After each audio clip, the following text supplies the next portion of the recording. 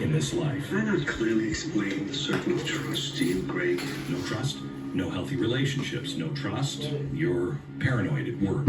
No trust in God, no faith. No trust, and every institution will crumble. We've lost trust, all of it. And not just in America, throughout the entire damn world. And it's really no mystery why. They lied to us over and over and over and over and over again. The NIH has not ever and does not now fund gain-of-function research. We didn't give them this much power. They took it with all those lies. And they still are. We did fight back. We may not agree with them, but the rules are the rules. And we still are. FDNY personnel who oppose the mandate are making their feelings known. But they have so much control with blackmail, lies, manipulation, money. Their slimy, evil tentacles are wrapped around every institution, every avenue that could possibly lead us to truth. Every avenue, but this one. We're just one of the few that refuse to submit, refuse to bend the knee, refuse to let this COVID catastrophe go unanswered. Because without trust, this nation fails. And the only way to restore trust is with a little bit of truth. It makes me very uncomfortable to have to say something, but he is egregiously incorrect in what he says. Thank you. History will figure that out on its own. Truth is the only way to restore this nation and to restore every fiber of freedom that runs through it. Hey! So tonight, we expose the truth of what happened. Not only the origin, the moves, the players involved in this entire pandemic narrative that is destroying us, but we'll show you the cover-up of all of it as well. Tonight, crimes or cover-up, exposing the world's most dangerous lie. Hello, America. 15 days to flatten the curve. You remember that? It was a different world back then. We, I think, all wanted to do the right thing. We didn't know what we were dealing with at the time. We saw the leaked videos from China that was, showing soldiers locking people in the houses in drones, ordering people home, and the overflowing hospitals. It was a scary time. What's happened since? 15 days has now turned into 612 days, and the curve has long been flattened. We've gone from we have to flatten the curve to we have to get herd immunity to we have to have a vaccine. All of those things seemed impossible. Now we have a vaccine and it's still going on. The real problem here is we've stopped trusting one another. When did that happen to us? I know we might disagree. You might be watching this now with a friend who says, I hate Glenn Beck. That's fine. But I think if you would listen and we had an opportunity to talk like we do now, I think you'd see we have a lot more in common. I don't have a problem with the vaccine. I have a problem with everything I'm going to show you tonight. We've had people now chasing others down in public, shouting at them to put on a mask. We've had local governments encouraging neighbors to inform on one another. This is the Stasi. It's not America. We now have politicians, federal agencies, big tech, corporate America, all working together. It's the largest public-private partnership since World War II, and it's underway, and you don't know the half of it until tonight. We're not at war. They like to use war-footing wording, but that's just to perpetuate what they're building.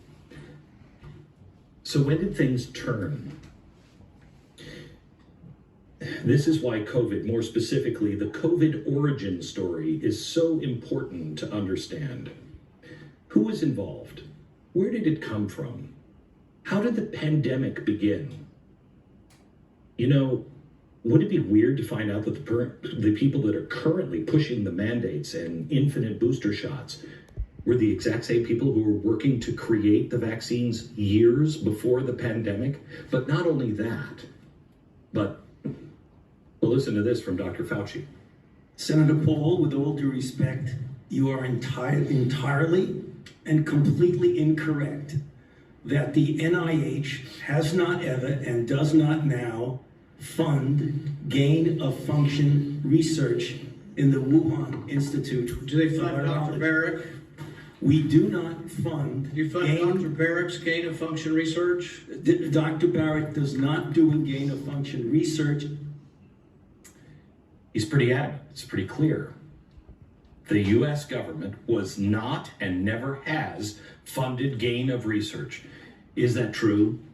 Most people don't even know what gain of research, great gain of function is. We don't know. Makes it easy to cover things up if people don't know. You will know tonight. And all of the questions that you've had, I think, will be answered by the end of this 2-hour broadcast, commercial free. After this broadcast, we're going to do something special just on Blaze TV with Steve Deace, who has been following every thread of this pandemic. He's actually written a book on Anthony Fauci. If you have any questions about COVID, Fauci, the vaccine, or anything that you don't understand in today's episode, or you have questions that you wouldn't dare ask in public for fear of losing your job or some other insane form of societal retribution, you'll want to participate in the Blaze TV only Q&A with Steve, Daniel Horowitz, and Dr. Ryan Cole, happening immediately after this show, only on the network. They're going to answer all of your questions from subscribers in the Blaze TV live chat if you have any throughout the special. Use the promo code Fauci Lied and get 25% off to join our Too Dangerous for Big Tech discussion, or if we happen to be pulled off of YouTube tonight. Steve is joining us now. I just wanted to, where is he? Steve, there you are. Steve, you read the script last week. You've written the book on Fauci. Can you give people that might be tuning in, because we're going to be going through so much information, any advice going in, what to look for? My advice would be to have an open mind and look for the context that ties all of these various threads together. Why does this never end? Why can't they tell us when it will end? Why can't they tell us what a success or win looks like? You said, they want to use war footing, war language here. Well, you know what victory looks like in a war, right? The enemy surrenders. Mm-hmm. What does victory look like here? Why can't they give us those answers? It's because they're fighting a different war here than we think. They're not fighting a war against coronavirus. They're fighting a war against our way of life, and coronavirus is the means by which they want to fight it, and we're going to expose that here tonight. Okay, we'll talk to you a little later on in the program, and then we look for your schedule, your special in 2 hours. I know you have a couple of guests there that have not seen previews of what's on the chalkboard, and I'm anxious to hear what they say after the program too. Thank you so much, Steve. We're going to try to do something that, honestly, even I haven't tried to do before with the chalkboard, and didn't realize until about 1 o'clock this afternoon when we started putting everything up on the chalkboard. In fact, we had to bring in a big, huge metal, see behind me, these are all of the little magnets. I don't think we've ever, when I was at Fox, I think that was the whole wall of magnets that we used for the whole thing. Those are the magnets that are going to go on this smaller chalkboard, and you're going to get to know people intimately. And there's a few players, and we'll try to take the time, if we can, to really introduce them so you see. Don't worry when you're watching tonight about getting every detail. There is a ton of information coming your way. Just get the gist of it. You can go back and watch it on Blaze TV later, but just get the gist of it, and don't worry, I will go back after we have all of the 3 segments of the chalkboards done. I will show you the full picture towards the end of the broadcast. It is in 3 segments, and the first segment is about war. And I want to show you the vaccine arms race. This is the first part of it. The goal has been to end COVID, SARS, and all other deadly viruses. And this is really important for you to understand. I think most people who were involved in this at the beginning, the scientists were trying to do the right thing. There was this idea of, we're going to be wiped out by a coronavirus. So why don't we go into all of the animal kingdom and test and see if we can get coronaviruses to go into humans without actually exposing any humans. We'd use lab animals. It's very controversial. It could wipe out all of humanity if you make a mistake.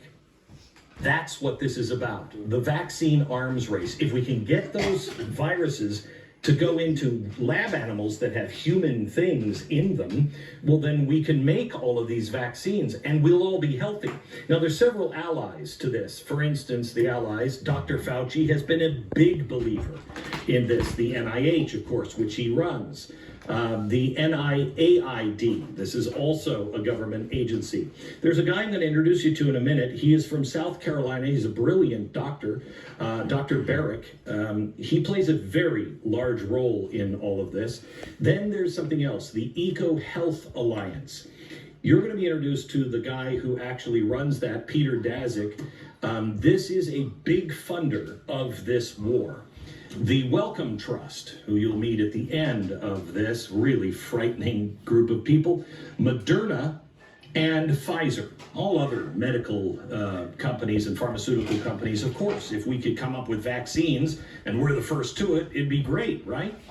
There are some people that are on the Axis side. In any war, there's an allied in Axis, so who's on the bad side? Well, the coronaviruses, they don't want to be wiped out. This guy you're going to meet later, Dr. David Relman, he's just representing the scientists that are like, wait, this is really dangerous. We shouldn't do it. And there's a lot of those scientists that say that. Moderna, and wait a minute, Pfizer is on here too. How can they be both an ally and Axis power?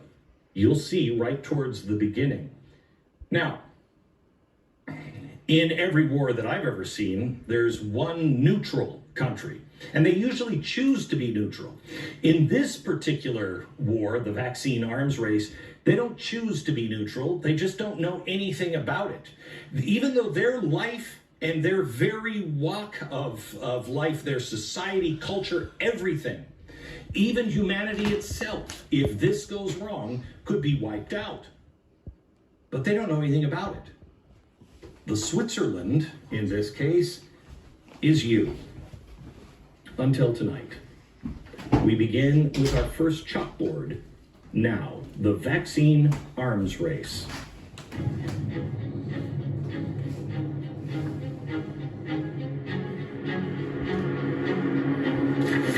Okay. All right, so I have Jason, who's our chief researcher and head writer. He's playing Carol Merrill at the chalkboard today. Sorry, Jason. But he knows the story, and it's a very complex chalkboard.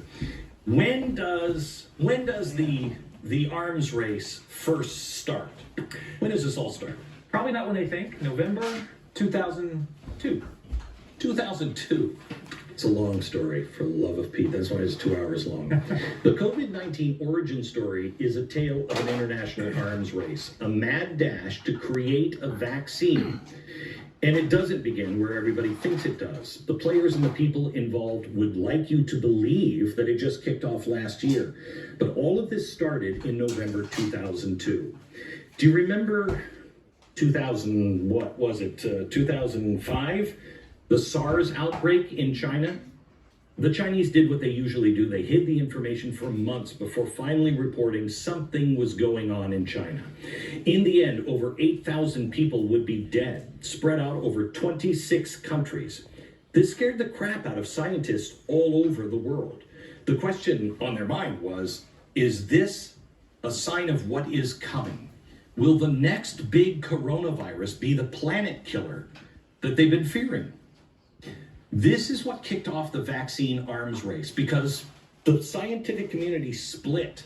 Half of them said, we've got to test everything. And the other half said, let's not make it. Have you seen the movies before? It doesn't work out well.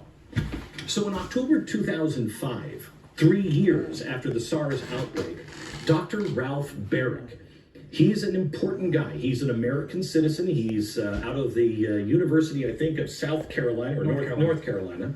He published his progress, and this is it. This is his published report, Development of Mouse Hepatitis Virus and SARS-CoV infectious DNA constructs, okay? This research was heralded in the day as a new era in coronavirus genetics and cloning.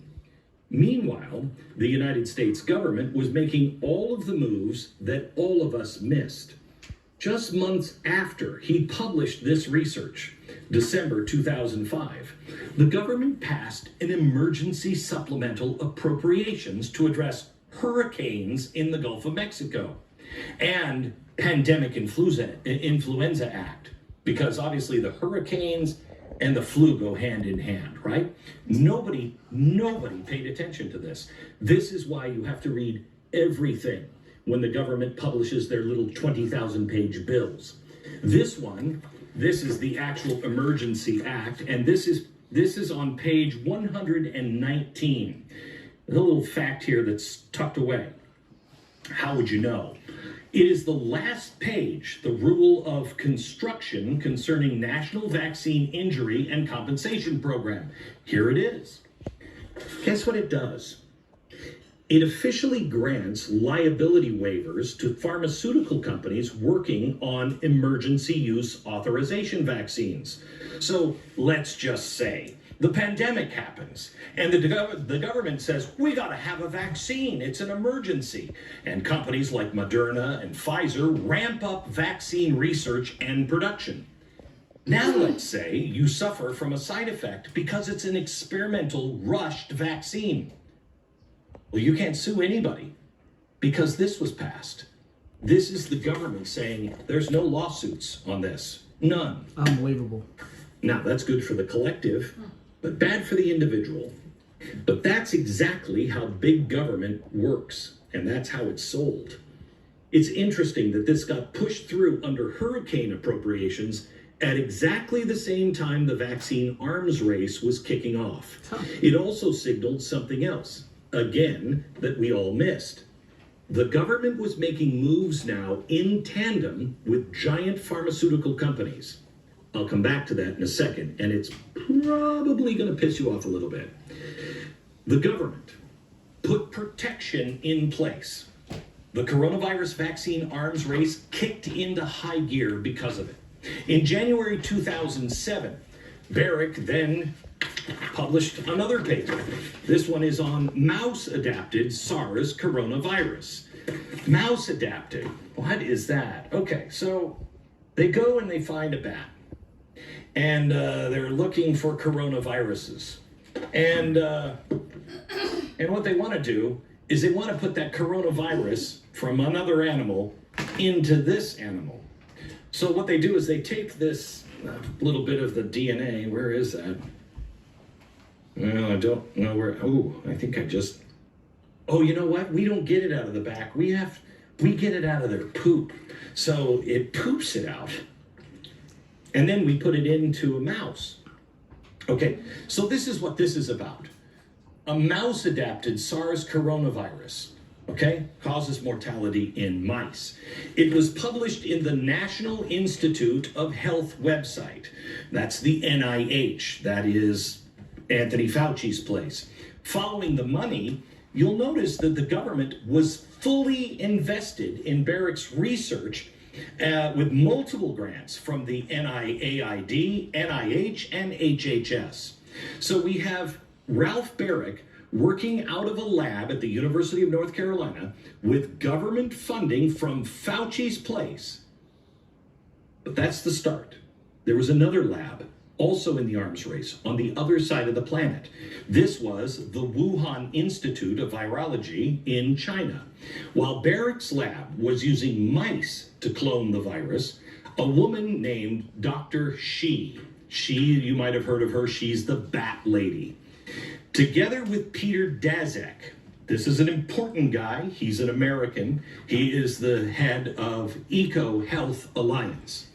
They were busy looking for the source. They weren't worried about the mice. They were looking for the bat poop They were looking for the coronavirus. In October 2013, they found it. She and Daszak found a treasure trove of coronavirus samplings in bat caves in remote China, including one they had never seen before. Well, once Barrick here in the United States heard this, he immediately reached out to Xi asking for its genetic data of the bat crap. She obliged.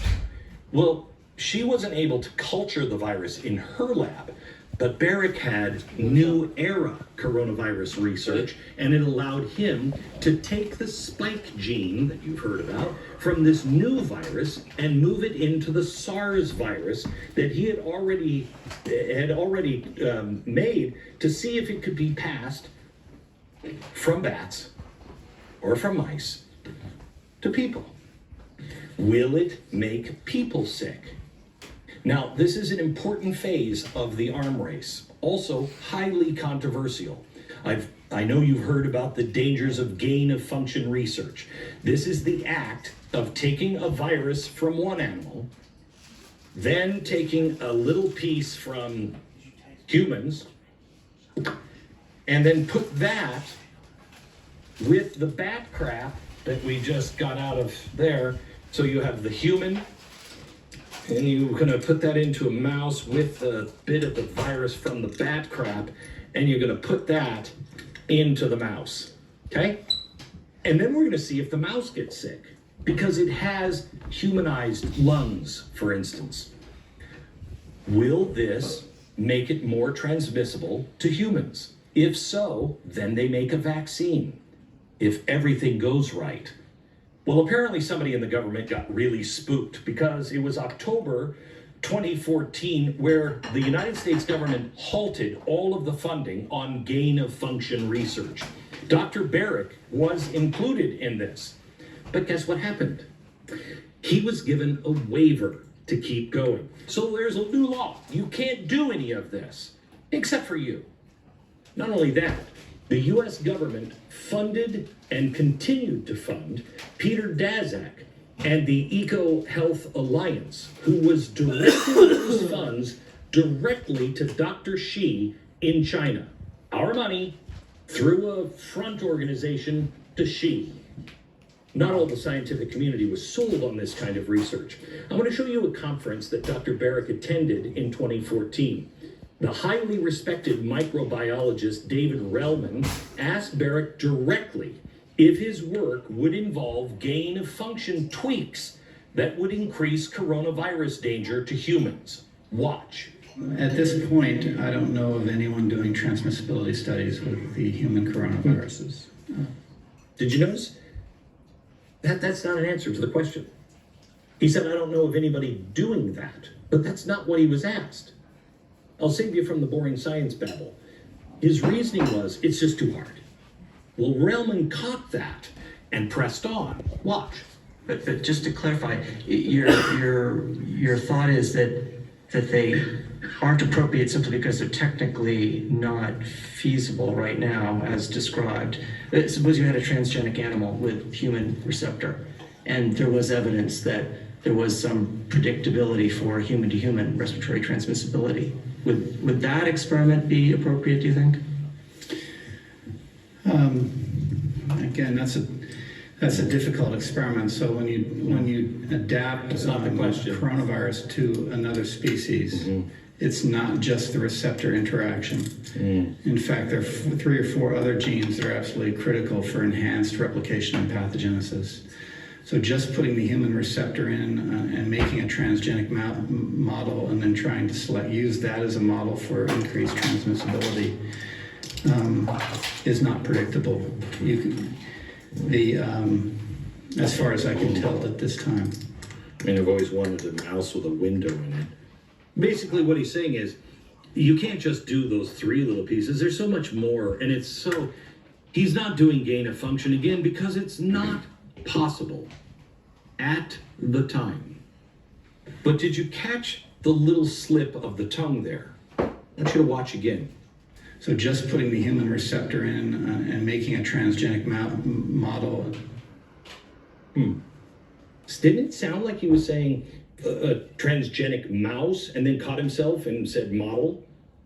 And that's really interesting because guess what Barrick publishes? This is unbelievable. November 2015. It's an announcement of a brand new coronavirus Frankenstein that can spread to humans. And how do they know? Because they made transgenic mice to bring it along. Wow, that's weird. That's just a couple of months before he said it's impossible to do. Wow. Who were the hosts for this horror show? Dr. Barrick and Dr. Shi from China. Scientists immediately began to criticize Barrick and Shi's work as risky and dangerous. Do you remember when Fauci had his back and forth with Senator Paul saying, it's stupid, you're stupid, you call it gain of function, you don't even know what you're talking about. Well, let me show you this. This is an article, do I have it up here? Yes. Here's an article, debate over risky research, engineer bat virus SARS debate, blah, blah, blah. What is known as gain of function research? This article is one of the most highly respected journals out there. It not only calls it gain of function, not once, but 2 times. So if this was so risky for American doctors, how in the heck did Barrick and Daszak think it was okay to have the Chinese Communist Party help?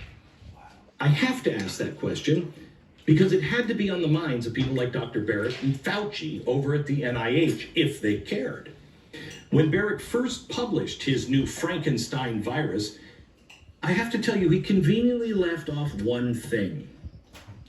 In April 2016, he issued a correction.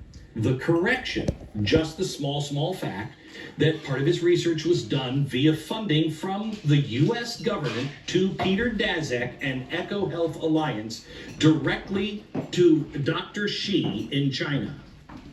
Hello, calling Rand Paul. Why did he initially leave that part out? What's with the correction? Don't worry. He left something else out that we'll get to in the last part of the show, and it's kind of a big deal. Now, we reached out to Dr. Barrick to ask him, why did you leave off the funding disclosure in the EcoHealth Alliance in 2015? So far, he hasn't called us back. By November 2017, Dr. Shi then took her collaboration with Barrick and began publishing on her own. This is her research. But she was doing it now in Wuhan. All of these people were working on gain of function research on coronavirus, despite the moratorium. But in December 2017, Fauci's NIH made it official and removed the funding pause. I guess they figured, they're using our money anyway, might as well just be open about it. We also reached out to Dr. Fauci and the NIH to get an on-the-record response for why they officially lifted the pause. No response. Meanwhile, all of our players here on the chalkboard continue their collaboration. Just to remind you, Peter Daszak, Dr. Barrick, and Dr. Shi, Wuhan, and the United States with Fauci. Here's an email from 2018 in January. This email shows that Daszak's EcoHealth Alliance paid Dr. Barrick an undisclosed honorarium fee for an unknown service. Okay. If any of these people are ever testifying in front of Congress and Congress actually can do something about it, this is probably something they should ask about. It's insane how much stuff is just flying under the radar, and nobody in the media seems to care. Can I ask you something? I don't care who you voted for. Do you feel the government or anyone in the government or the media is actually relating to you and fighting for you to find the answers to the questions that you and your family have? Who will ask these questions? We've reached out again to EcoHealth Alliance as well as Dr. Barrick to ask them what this was all about. So far, no response. But it goes on. 1 month later, in February, Dr. Barrick was coordinating with Dr. Shi to go to her lab in Wuhan. So you have Daszak Barrick and it's one big gain-of-function pajama party, and the Frankenstein coronavirus was the guest of honor. We're still uncovering new information almost weekly on the extent of the collaboration between Barrick, Dazik, and Xi with funding directly from the U.S. government. Last month, the independent research firm Jurassic revealed this grant proposal that was made in 2018. Now, this draft proposal is quite long, and it's requesting funding from DARPA. Now, listen to this, see if it sounds familiar. What this proposal is proposing is that DARPA would fund an idea where they inject bat coronavirus collected by the Wuhan lab into transgenic humanized mice and then try to make vaccines. They even mention using test cave sites to do some of these experiments. Now, taking a look at all the players involved, you will see all of the people that are involved in this are all on the bandwagon to do that come hell or high water. Barrick and Xi were right there along for the ride. I can't imagine the proposal reviewers over at DARPA, one of the biggest group of minds we have in America, sitting around a table reading this, and they say, wait a minute, hang on, I just want to see if I have this right. So this Dazik dude, he wants us to send him millions of dollars to do dangerous gain-of-function research while they work hand in hand with the Chinese Communist Party? I mean, what could possibly go wrong with that? DARPA rejected the proposal. Look at what one of their reasons was. Quote, the team discusses risk mitigation strategies to address potential risks of the research to public health and animal safety, but it doesn't mention or assess potential risks of gain-of-function research. So even DARPA is calling this out for what it is. So why is Fauci telling Senator Paul the exact opposite? And where is anyone to come out with any of these facts? Believe me, we haven't even started yet. Here we have one arm of the government, DARPA, rejecting this research because they say it's dangerous, and then the other arm of the government, Fauci and the NIH, saying, here, we'll give you money. Funding through EcoHealth, Barrick, and Wuhan. And if these, quoting the rejection letter, risks were being proposed to DARPA, who's to say that Dazik, Barrick, and Xi didn't continue the experiments in Wuhan anyway? This is another question that no one has been willing to ask because we're shut down the minute you ask it. Well, we asked Peter Dazik if the experiments did go on in China despite being rejected by DARPA. You can guess the response. He hasn't replied. No matter what scientist you listen to, they all say, and this is where they're going to lose you, the furin cleavage site on the COVID-19 spike protein, the thing that makes the virus so infectious to humans, is still a mystery.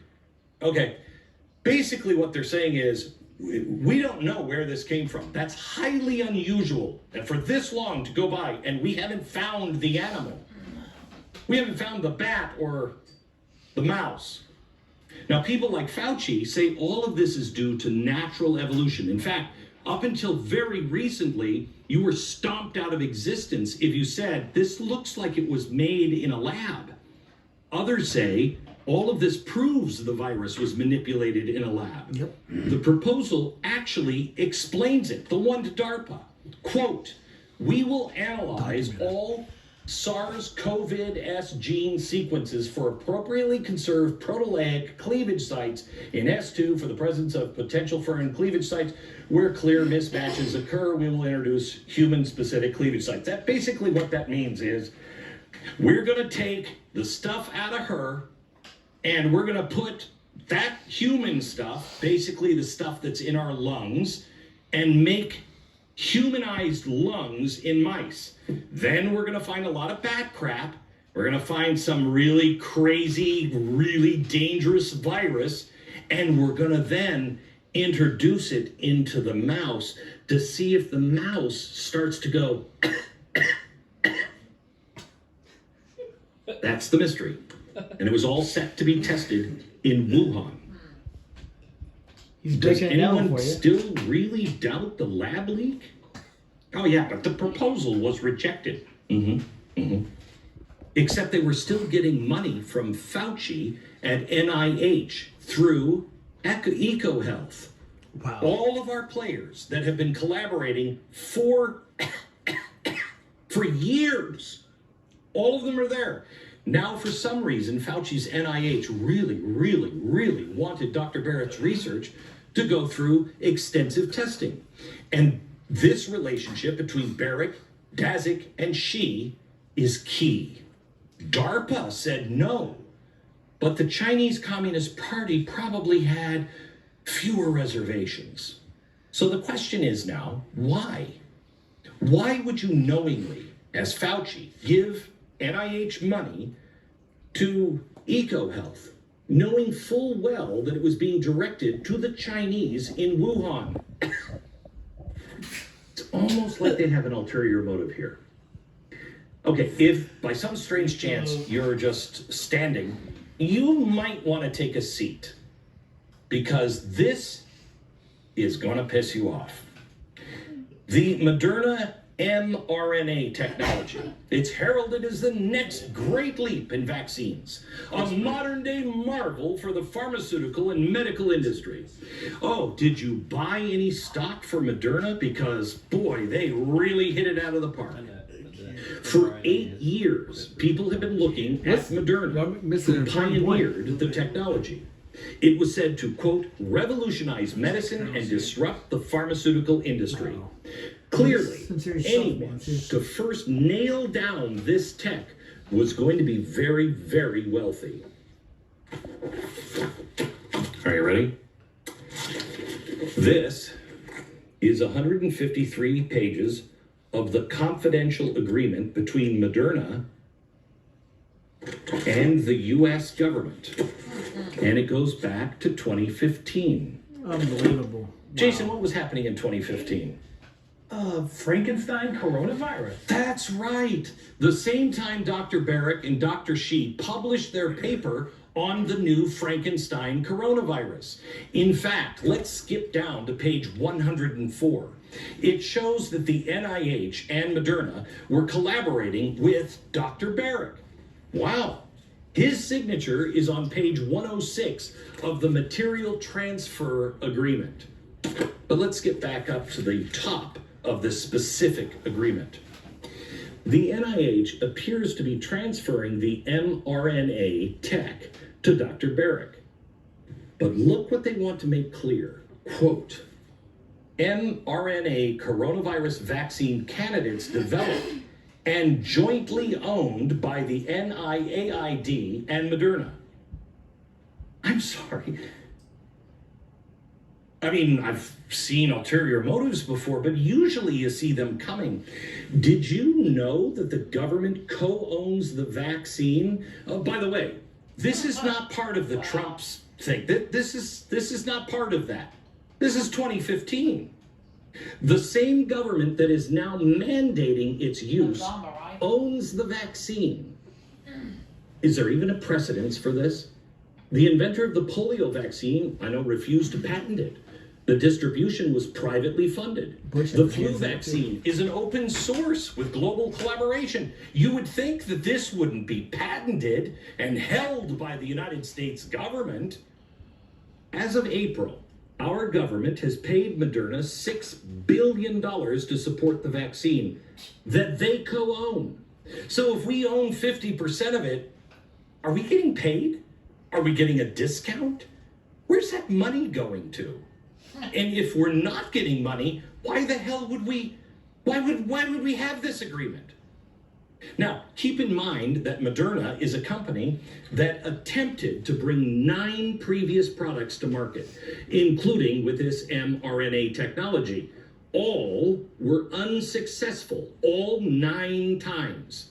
The most recent actually occurred right before COVID. Only once was Moderna even able to develop a product that advanced to human trials portion of development.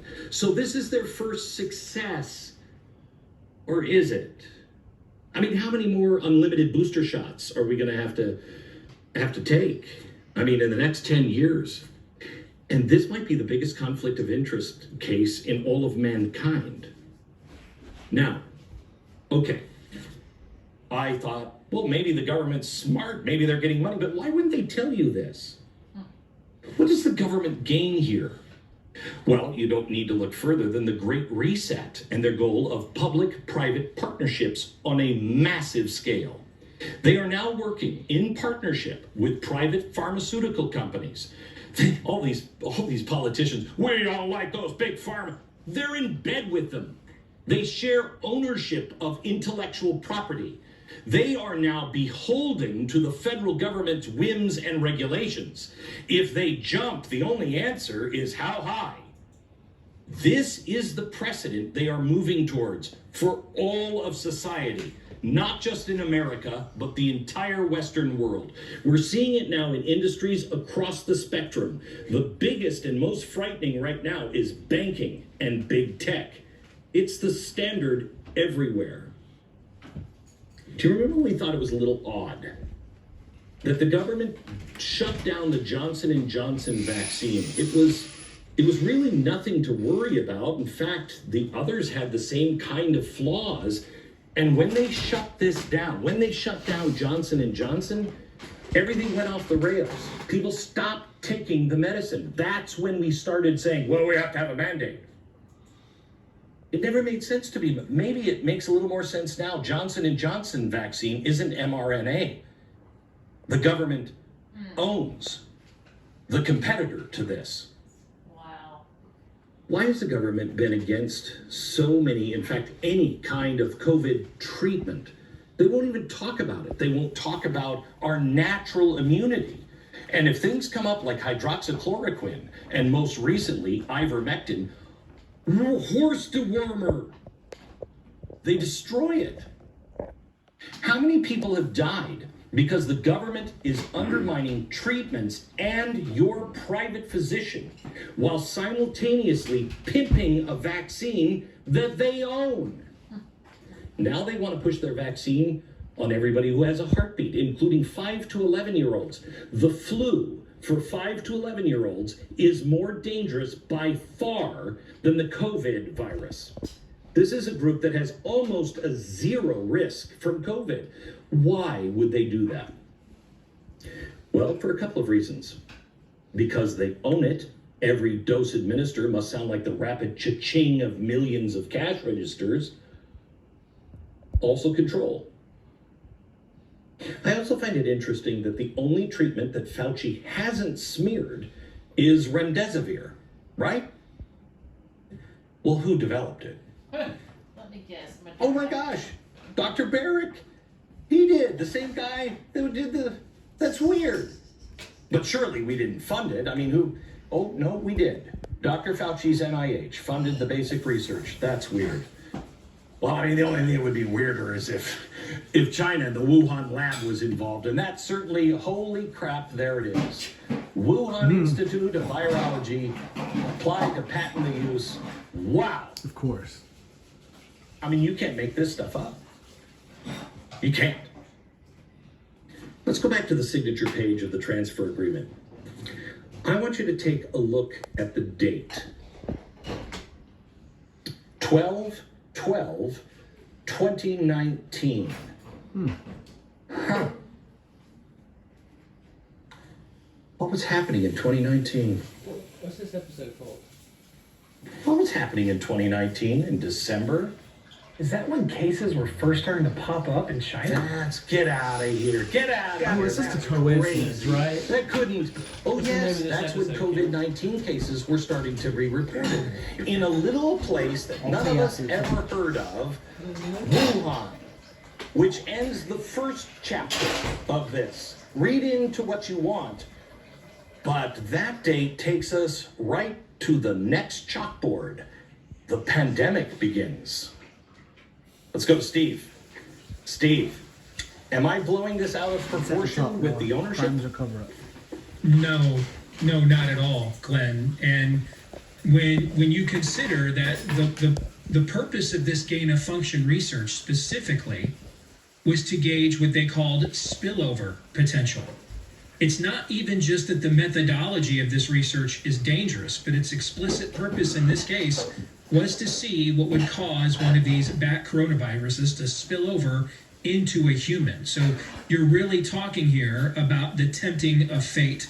It's not just a dangerous methodology, but you're really creating a potential fait accompli here with a dangerous purpose at the exact same time. I've got here with me, and he'll be joining us for the Q&A that we'll be doing after you finish here tonight, Glenn, Dr. Ryan Cole. He is a Mayo-trained pathologist. Ryan, between tests and treatments and studies and samples, it's at over 150,000 samples or cases of coronaviruses that you have, or COVID-19 that you've dealt with. That's correct. Is it 150,000? 150,000. In other words, you kind of know this virus inside and out. Yeah, for better or for worse, I do. Yes, and on purpose, I did not give you the rundown of what we were going to talk about here tonight. So I've been sitting here with you, watching you as you react to this. And that's my first question to you, kind of be the proxy for the audience here, because they're seeing this for the first time too. Your reaction to the initial dot connecting here done by Glenn and his team.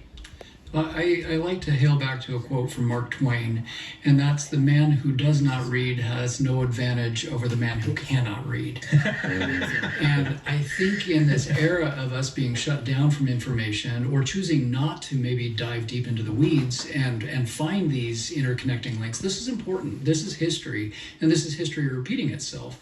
And this is groups of scientists taking advantage of humanity in ways that are obviously dangerous, and we're paying the price for their playing in the playground where they shouldn't have been playing. And I think it's very important to listen to what's being presented, because this does connect the dots. This is science gone awry, but science gone awry intentionally for the benefit of a few to the detriment of many. Glenn, back to that second chalkboard. Very much.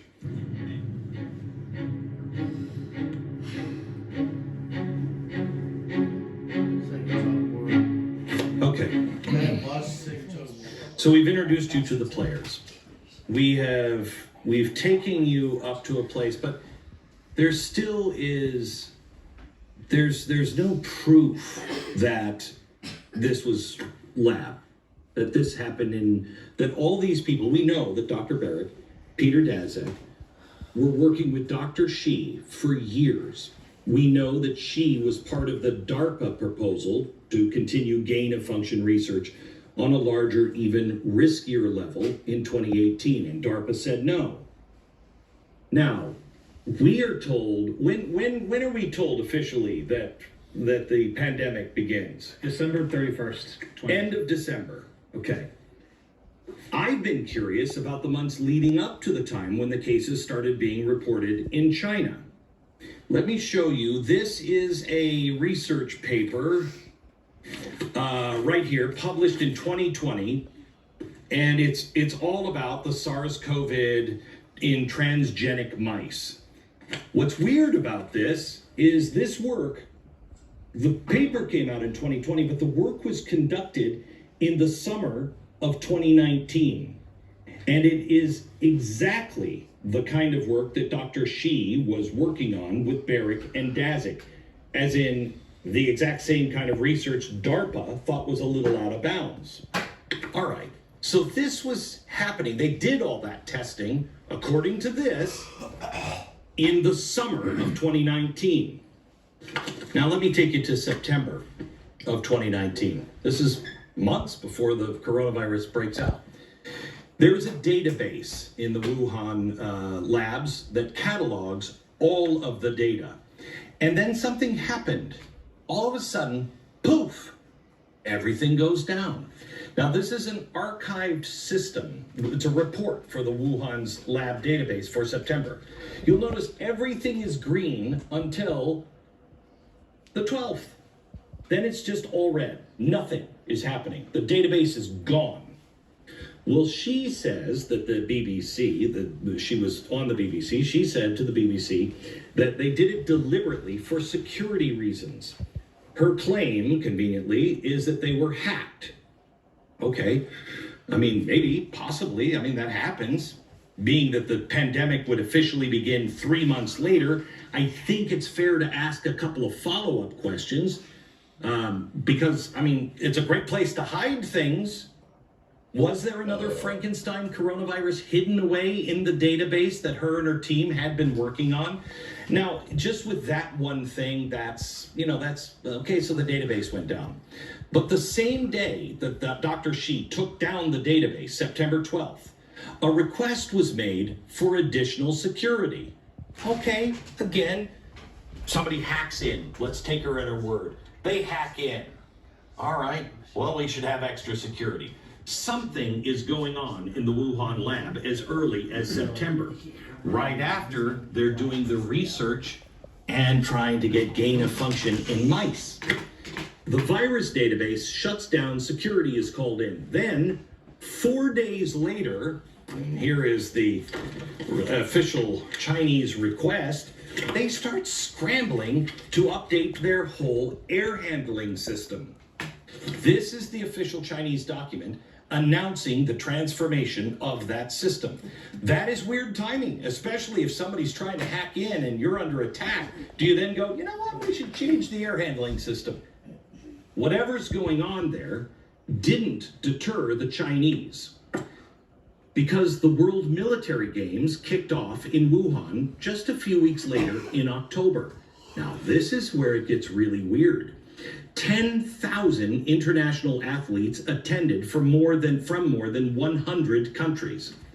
One athlete that attended said the streets of Wuhan were, quote, nearly empty, and it was like a ghost town, end quote. Now, when everybody arrived at the airport, strangely, the athletes had their temperatures recorded. They were also forced to wash their hands when they ever entered any building. This, by the way, is in October. Multiple athletes later got sick with COVID-like symptoms and spread it back to their families back home. This is a document here that reports, this is leaked from the Chinese ministry, we found in research provided by Drassic. It shows that at least 10 hospitals in Wuhan were already receiving COVID cases in October.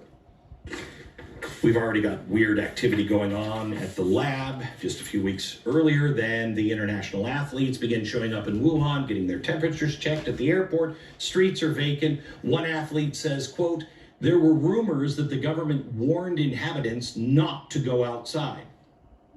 So why did China push through these games? Keep in mind here that the Chinese Communist Party would not officially tell the WHO about COVID for another 2 months. But let's go back to the Wuhan lab. We have to add another hospital because November 3rd, 3 researchers from the Wuhan lab got so sick with COVID-like symptoms that they had to go to the hospital. So something was happening from September through November. But China isn't playing nicely with the data that they've gathered from those early days. I wonder why. Is it possible that they're hiding Xi's Frankenstein coronavirus that we helped develop? Meanwhile, inside the lab, this comes out December 3rd. This is another Chinese document where they make a request for an air incinerator on December 3rd. Whatever's happening at the Wuhan lab during this time frame, it required the elimination of more medical waste than what they're used to. It's clear they were scrambling. Something is going on at the Wuhan lab. Their researchers are getting sick with COVID-like symptoms. COVID cases are popping up all over the city, but still China refuses to say anything. And not only that, they were about to shift into full-on cover-up mode. In late December, a Chinese doctor working at a Wuhan hospital warned some of her colleagues on a group text that SARS-like virus was breaking out all over the place. One of the doctors in the group posted the warning on Chinese social media, and it started to spiral. Both doctors were threatened by the government. Doctors and scientists analyzing the virus were ordered to stop testing, destroy samples, and suppress the information. By that time, the cat was out of the bag, and China finally reported the WHO on December 31st that indeed, Houston, there is a problem. But they withheld key information. Officials from the US, the CDC, traveled to Wuhan on January 8th to see what was going on. But the Chinese kept it quiet. People in the hospitals were contracting COVID and by infecting other patients, and other infected patients were infecting others. In other words, China knew at that time that COVID spread from human to human transmission. And why wouldn't they? Dr. Shi had been working on similar viruses with Dr. Barrett since at least 2013. They knew. The CDC, however, bought it. Did they? And the WHO sent this tweet 6 days later. Quote, preliminary investigations conducted by the Chinese authorities have found no clear evidence to human transmission of the novel coronavirus. How many lives were lost? How many people died directly from this lie by China? How many? After all of this, it seems pretty obvious that China was involved in a cover-up. But it wasn't just to save face.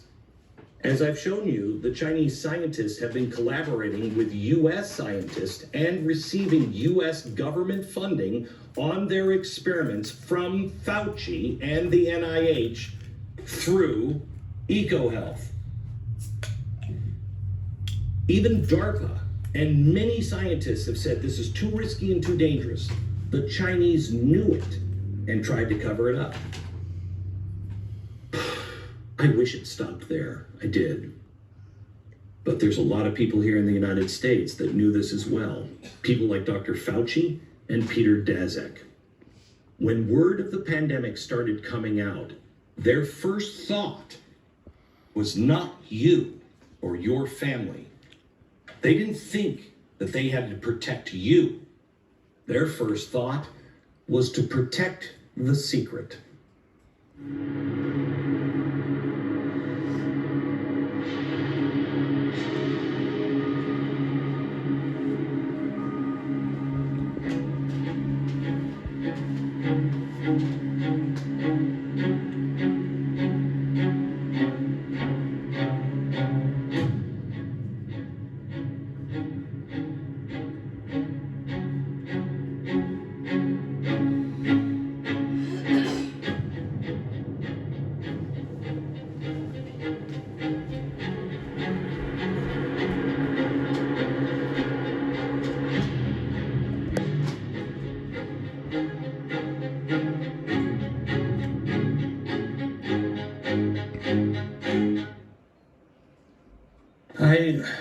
I want to urge you to get all of these documents. They are all available online. Can you put up there it is, blazetvspecial.com. All of these documents. Did we include the original Chinese or just the translation? They're the original Chinese, but if you use Google, you can translate it. I'm going to print all those out too. And it's so important that, look, I've done controversial specials in the past for many years. And we had the time to be able to put up with the nonsense. It's a conspiracy theory. Because they were things to come. This is happening right now. They are farther down this road than you can possibly imagine. And I would ask you, if you're somebody who is watching this because your friend said, you got to watch this, and you're like, I hate this guy. Ask your friend, or just look me up, Glenn Beck Conspiracy Theories, and you will see that it was a conspiracy theory when I said that we were going to have a banking collapse in 2008. It was a conspiracy when I said Osama bin Laden is going to be responsible for buildings, bodies, and blood in the streets of Manhattan. And he means it, and you got to pay attention to it. When I said that in 1999, it was a conspiracy theory. We know what happened. We know what happened when I gave the conspiracy theory that the Middle East was going to melt down and it would spread. There'd be an Arab Spring that wasn't so good. Conspiracy theory. All of these things that I have talked about have been right. The latest special, which was, of course, a conspiracy theory, on the impeachment of Donald Trump. I went into that fully expecting that there would be something that Trump had done with the Russians that looked bad and whatever. I did the research. We spent months on that research and countless amounts of money. And now what was called a conspiracy theory is now being verified by the federal government right now. All of those chalkboards were right. The people who are calling it a conspiracy theory are the people in the media. And the people in the media, it's quite amazing. One of the arguments against me has been, well, if this was really happening, how come he's the only guy talking about it? I don't even think I have to answer that now, do I? Of course we're the only ones talking about it. Us and a small handful of other people. They are part of the problem in the mainstream media. Now, if you still trust the mainstream media, good luck. Good luck to you. If you don't, and you don't trust me, who do you trust? Who do you trust? Do you trust yourself to be smart enough to read these documents yourself and then do independent? None of this is from me. These are all legitimate documents from the source. You can see and read all of them yourself.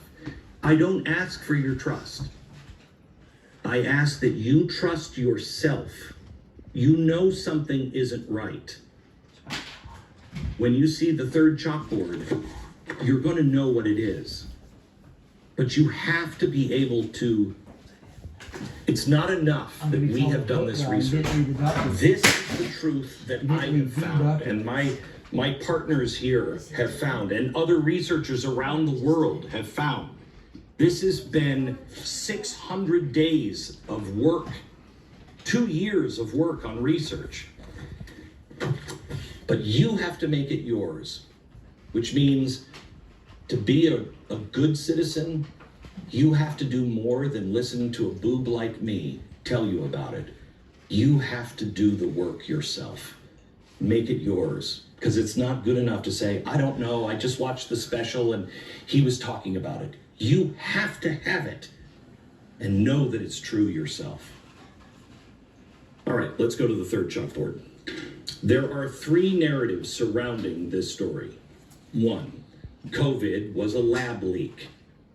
2, COVID is a natural virus jumping from animal to human. And the US might have been involved in some way. All right. Both narratives, 1 and 3, at various times, could get you deplatformed, certainly will get you ridiculed and mocked, merely for asking the questions. Remember, the lab leak theory has now gone mainstream. And after seeing everything I just showed you, I don't see how anyone could doubt that that's at least a legitimate question and a legitimate line of thinking. Narrative 3 is now going mainstream as well. It can't be denied anymore. Although Dr. Fauci with Senator Rand Paul, he said, quote, I totally resent the lie that you are now propagating.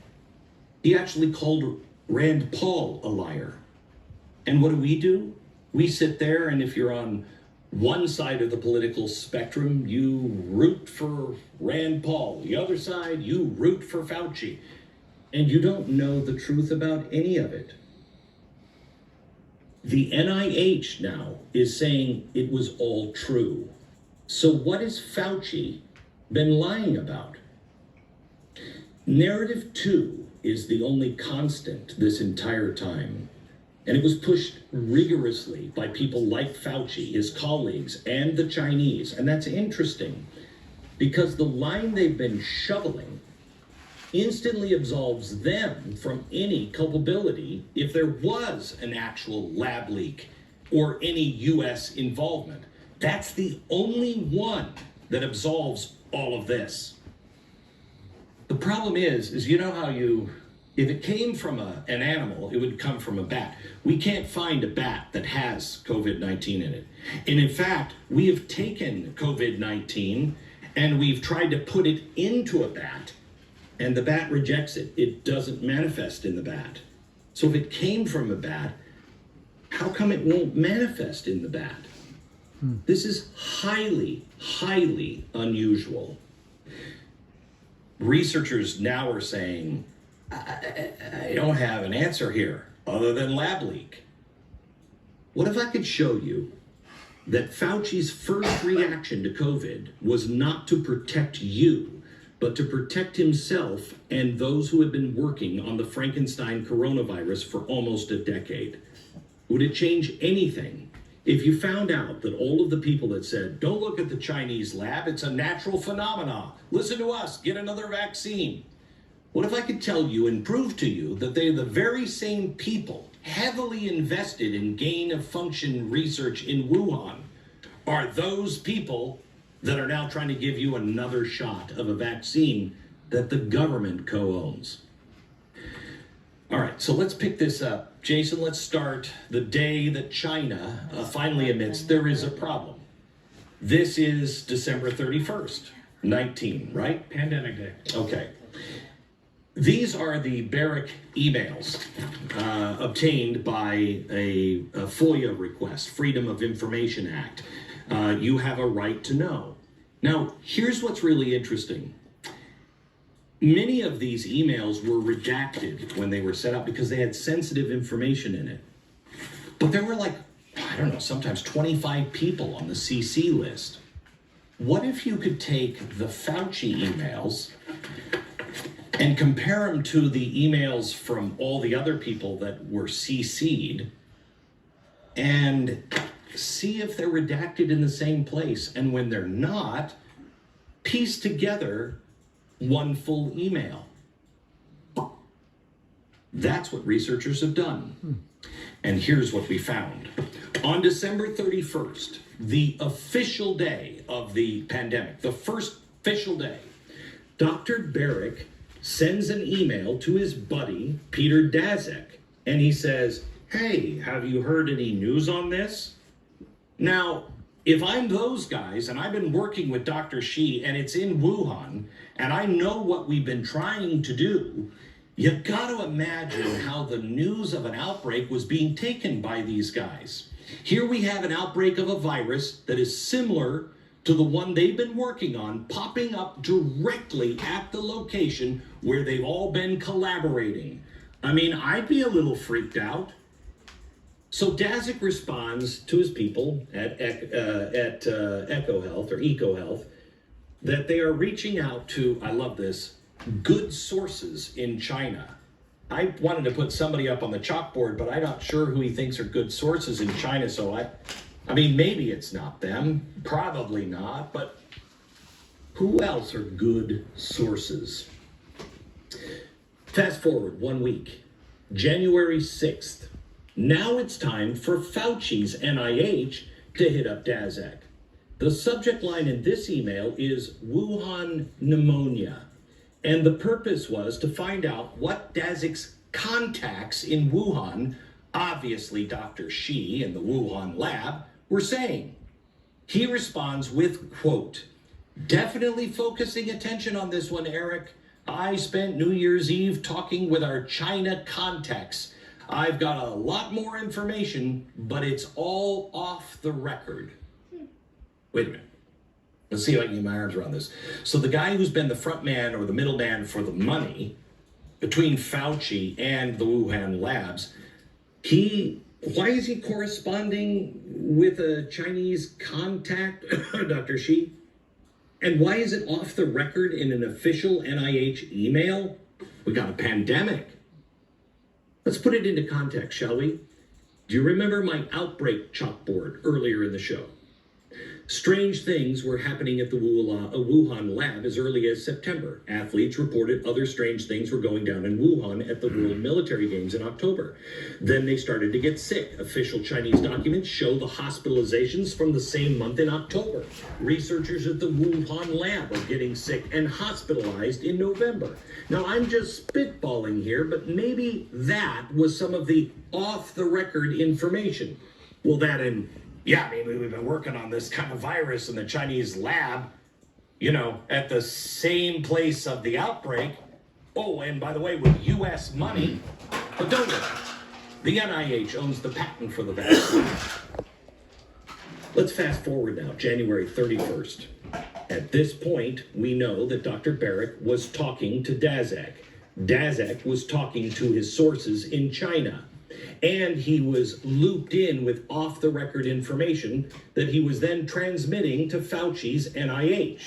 So we have most of our main players in contact. They all know something and are worried. But on January 31st, Fauci sent this email to two colleagues, Jeremy Farrar and Christian Anderson. Now, this is when it gets really interesting. Anderson is a California virologist. And Farrar is the head of the Wellcome Trust with 2 L's. This is one of the largest private funders of medical research in the world. They have kind of an uncomfortable dark history with eugenics. Yeah. So the combination of Fauci controlling nearly $4 billion in grant funding through the government and Farrar through private funds, it's massive. We already know Fauci was funding the Wuhan lab. We also recently found out that he was funding experiments that killed puppies in a gruesome way. So what else was getting funded through government and private funds? Well, let's go back to the email, shall we? Fauci forwarded this article in an email. It's a medical research funder, that's where he sent it. And also to Anderson, the virologist. Mr. Anderson.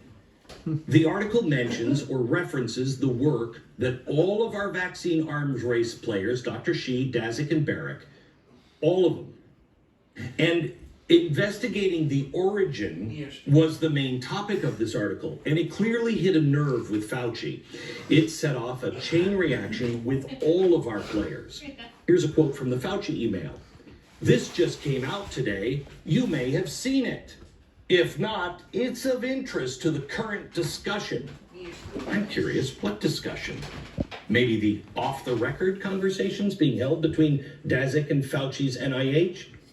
Mr. Anderson responds, quote, I should mention that after discussions earlier today, Eddie, Bob, Mike, and myself all find the genome inconsistent with expectations from an evolutionary theory. What does that mean? That means this was lab made. Now, as you can see on the NIH website, the virus was sequenced 2 days prior. They all had an opportunity to analyze it, and the consensus was at that time that COVID-19 had been manipulated in a lab. Now, that's hard to measure the panic in an email, but that's basically what ensued. The very next day, February 1st, Fauci sent his deputy an email. Quote, it is essential that we speak this AM. Keep your cell phone on. I have a conference call, likely be over at this time. Read this paper as well as the email that I will forward to you now. You will have tasks today that must be done. The email he forwarded was the same article that questioned COVID's origin, and that mentioned all of our players. Now take a look at the attachment that Fauci added to the email. Barrick, Shi, et al., Nature Medicine, SARS, gain of function. The email's subject line was important. He wanted to keep his phone close and to get a read on what Barrick and Shi had been doing since 2013, and I'll add, with the NIH funding through Daszak. Now take a look at the deputy's immediate response. Quote, The paper you sent me says the experiments were performed before the gain of function pause, but have since been reviewed and approved by NIH. Not sure what that means, since Emily is sure that no coronavirus work has gone through the P3 framework. She'll try to determine if we have any distant ties to this work abroad. Panic. Sorry, let me play this for you one more time. Senator Paul, with all due respect, you are entirely and completely incorrect that the NIH has not ever and does not now fund gain of function research in the Wuhan Institute. Do they fund of Dr. Virology. Barrick? We do Liar. not fund Do you fund gain. Dr. Barrick's gain of function research? Dr. Barrett does not do gain of function research. Does not do gain of function research. Everybody was talking about it in 2015. Fauci was sending his deputy urgent emails with documents that had gain of function in the description. Now, how does he actually deny this to Rand Paul or anybody? They then scrambled to see if they had any, quote, ties to this work abroad. They have researchers just like I do, and I'm sure they're very capable. I hope they are. So surely they went to their grants and saw this like we did. I'm sure they went to their own website where Dr. Barrick and Dr. Shi published their little Frankenstein coronavirus research. Check out the acknowledgments section. Quote, supported by grants from the National Institute of Allergy and Infectious Disease. USAID EPT predict funding from EcoHealth Alliance. There was a lot more funding. And I could go on, but the evidence is clear. Did they have any ties to this work abroad? Dr. Shi is listed on the project. EcoHealth, working directly with her. U.S. taxpayer funds from the NIH go to EcoHealth. Then they go to Shi. Taxpayer funds are all over this. Of course, we reached out to Dr. Fauci. We want to be fair. The NIH, we reached out to them to get an on-the-record response for why they officially lifted the pause. But so far, we have not received a response. Makes one quit paying taxes. Panic. Fauci and Farrar, maybe the two largest grant funders for medical research, like Barrick and Cheese, organized a meeting the very same day. They included some of the most influential virologists they could muster, including Christian Anderson. Now, this is important. 2 days prior, he said COVID looked like it was manipulated in a lab. Anderson was to give the meeting a summary, and Farrar was there to discuss the next steps. Now, I have to assume now that everybody in the meeting was very aware that Barrick, Shi, EcoHealth Alliance, and U.S. government funding was all wrapped up into a nice little ball. They knew Barrick and Shi had the tools to make a coronavirus more transmissible to humans. So what would those next steps include? Now, in a normal world, those steps would probably include coming clean about what really happened. And my theory is, if they actually would have said something right then, they'd have lumps to take. But it wouldn't have been a very big deal at the time. I mean, they take their lumps, a full investigation on what really happened at the Wuhan lab, and we would have moved on, really, I think. Most of us would have been more receptive to what was going on if they would have handled it that way. But that's not what happened. Let me show you what they did do. Here's a letter that was issued just 2 days after Fauci's conference call on February 3rd by President Trump's science advisor, Kelvin Drogmeyer. He says, I'm writing to ask the National Academies of Science, Engineering, and Medicine to rapidly examine information and identify data requirements that would help determine the origins of 2019 COVID. Sounds good so far, right? But listen to the conclusion.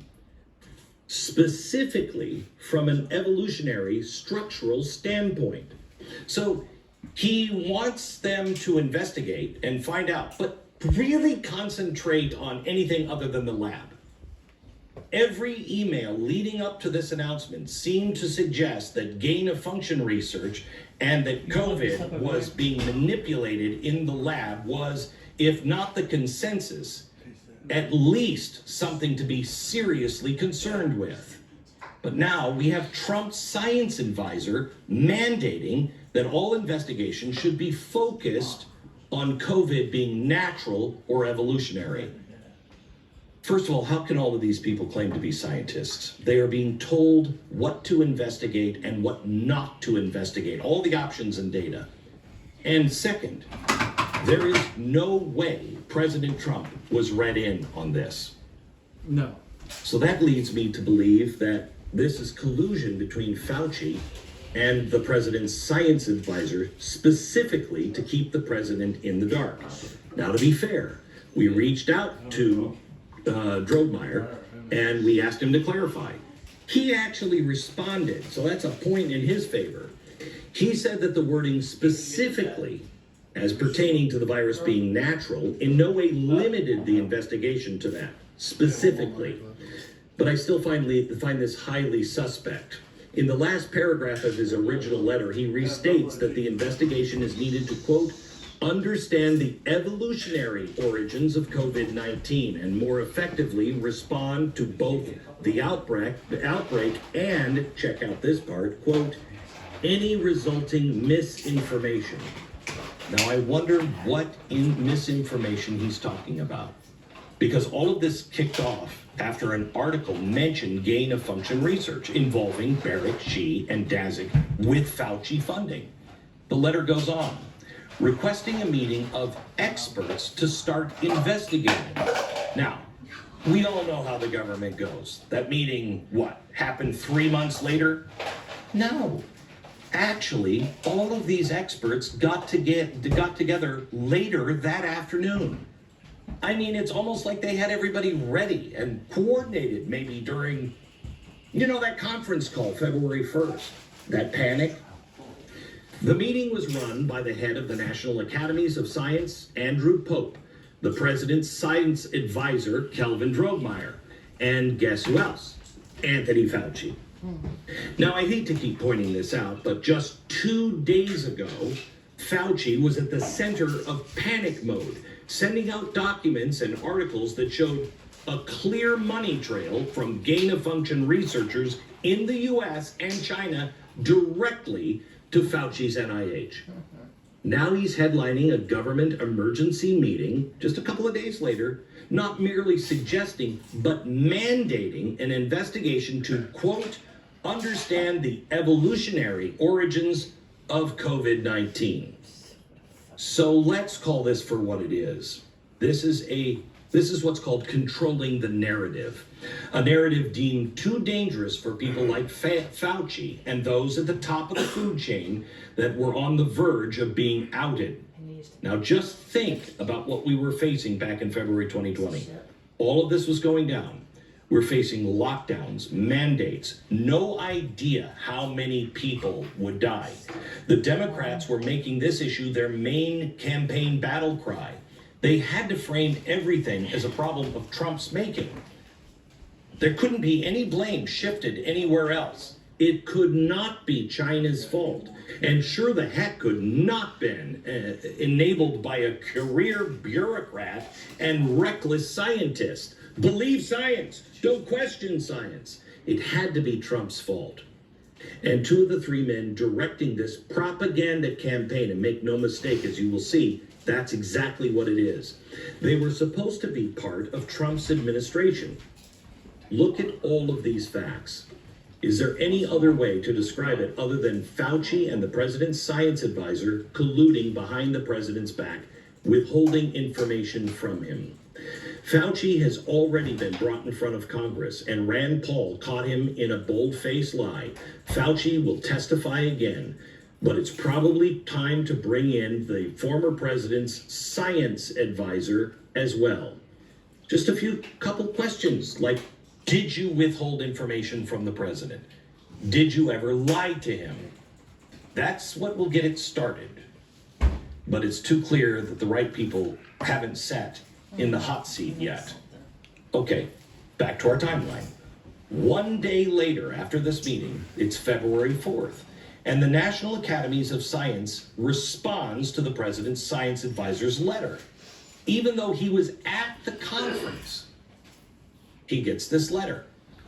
Now remember, this is less than 24 hours since he has said, hey, we should have a meeting with all of the experts and we should really focus in on what the cause is.